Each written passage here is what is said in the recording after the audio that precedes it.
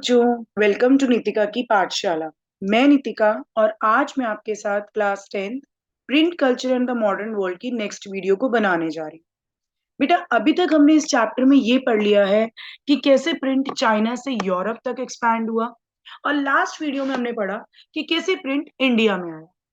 आज हम पढ़ेंगे उसी का कंटिन्यूशन कि नेक्स्ट टॉपिक जो है इंडिया एंड द प्रिंट में क्या चेंजेस आते हैं।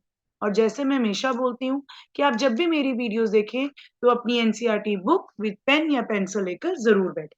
तो चलिए आज की क्लास स्टार्ट करते हैं।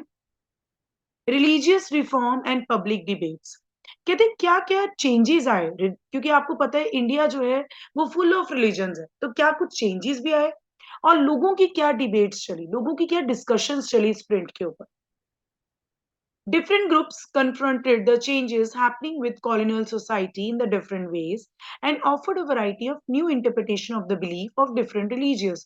कहते हैं हर different groups, इंडिया में कितने ग्रुप्स हैं डिफरेंट डिफरेंट, तो हर ग्रुप ने हर चीज को एक नजरिए से देखा। लोगों की नई नई सोच बनी, नए नए डिसीजंस उन्होंने देने शुरू किए, न्यू जजमेंट्स देनी शुरू की।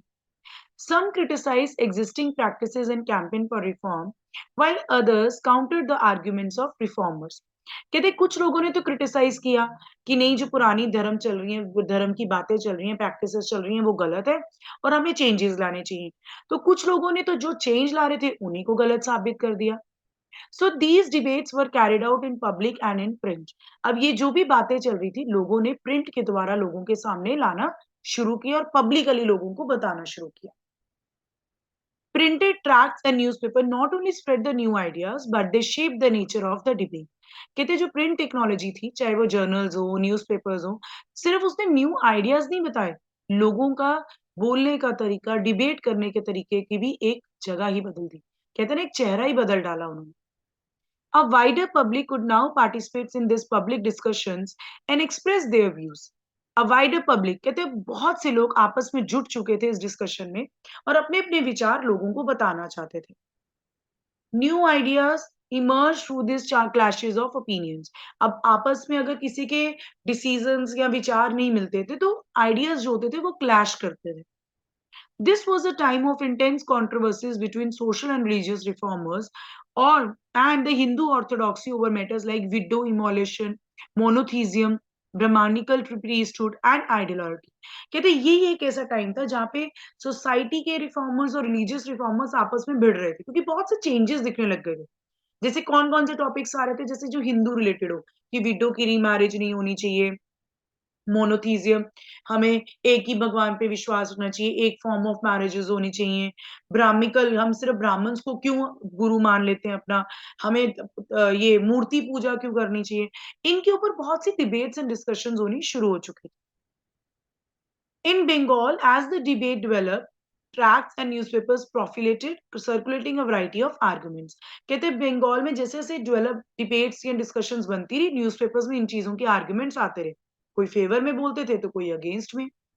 So to reach a wider audience, the ideas were printed in the everyday spoken language of ordinary people। अब ज्यादातर लोगों को पहुंचाने के लिए इन्होंने क्या किया, उनके जो विचार थे वो लोगों, आम लोगों की लैंग्वेजेस में ही प्रिंट करके भेजना शुरू किया ताकि ज्यादा से ज्यादा लोग उस चीज को पढ़ सके। Rammohn Roy published the Sambandh Kaumundi from 1821 and the Hindu Orthodoxy commissioned the Samachar Chandrika to oppose his opinion। उन्होंने न्यूज़पेपर्स का सहारा लिया राजा राम मोहन रॉय जी ने, और उन्होंने उनके ओपिनियंस, अपने विचारों को उन बातों से अलग किया कि नहीं, मैं ऐसा कुछ नहीं सोचता हूँ या मैं ये सोचता हूँ। From 1822, two Persian newspapers were published, Jame-i Jahanama and Shamsul Akbar। In the same year, Gujarati newspaper Bombay Samachar। ये आपको कुछ थोड़े बहुत पता होना चाहिए कि कुछ न्यूज़पेपर्स निकलने शुरू हुए जिसमें रिलीजियस डिबेट्स और डिस्कशंस होती रही। In North India, the ulama was deeply anxious about the collapse of Muslim dynasties. They feared that colonial rulers would encourage conversions and change the Muslim personal laws। कहते हैं north India में उलामास कौन थे, जो Muslims के, हम जैसे कहते हैं लोकल लीडर्स या मेन लीडर्स अपने आप को मानते हैं, जो इस्लामिक ट्रेडिशंस को फॉलो करना चाहते हैं। उन्हें लग रहा था कि अब जो मुस्लिम डायनेस्टीज हैं वो तो खत्म होती जा रही है, तो उनको डर था कि ये जो ब्रिटिशर्स आ रहे हैं कि इनको कन्वर्जन ना दे दें, इनके रिलीजन को आप बदलाव ना कर दें, इनका धर्म परिवर्तन ना करवा दें। तो उन्होंने क्या किया, to counter this They use cheap lithographic presses, publish Persian and Urdu translation of holy scriptures, and printed religious newspapers and tracts.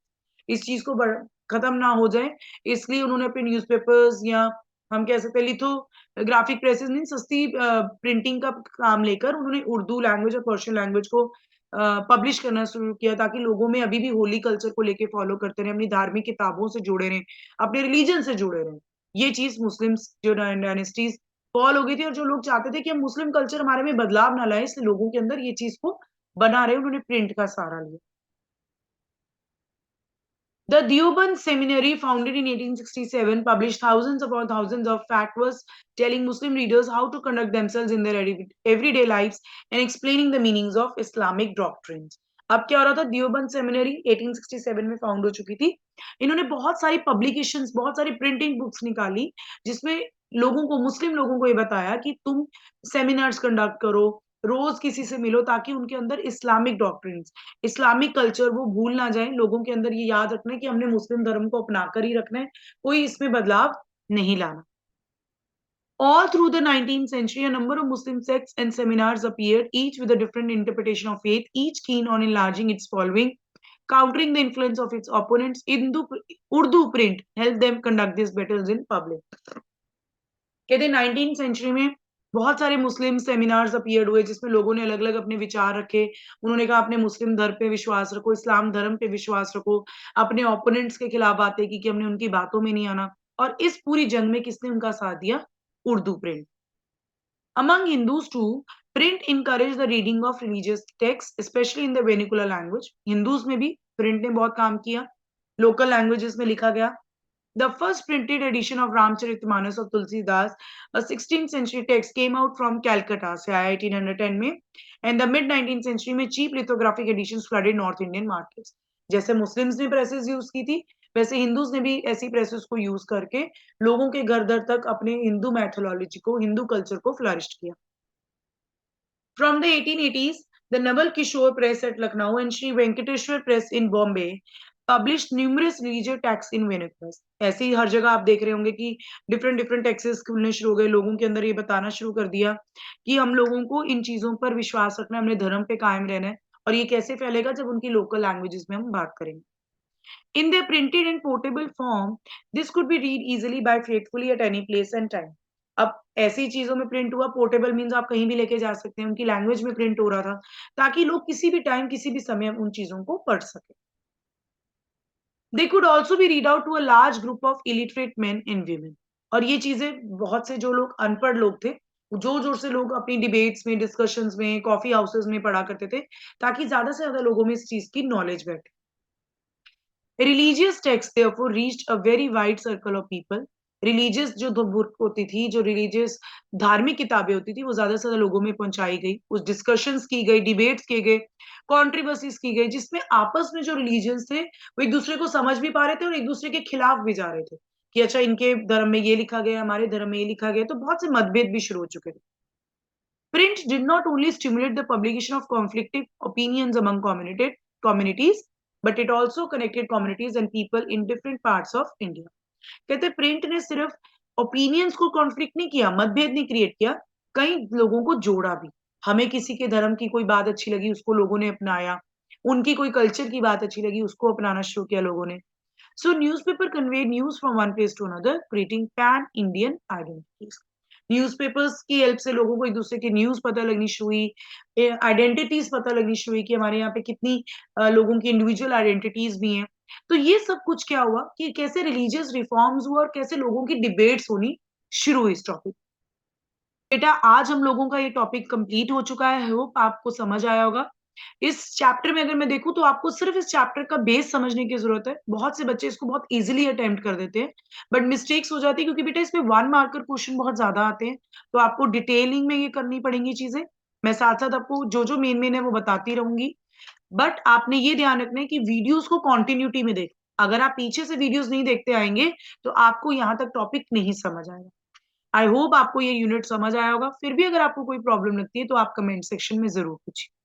ठीक है बेटा? बेटा जैसे मैं हमेशा कहती हूँ कि अगर आपको मेरी वीडियोस बहुत अच्छी लगती हैं तो मेरी यूट्यूब चैनल को लाइक, शेयर और सब्सक्राइब करना मत भूलिए। बाय बाय बेटा।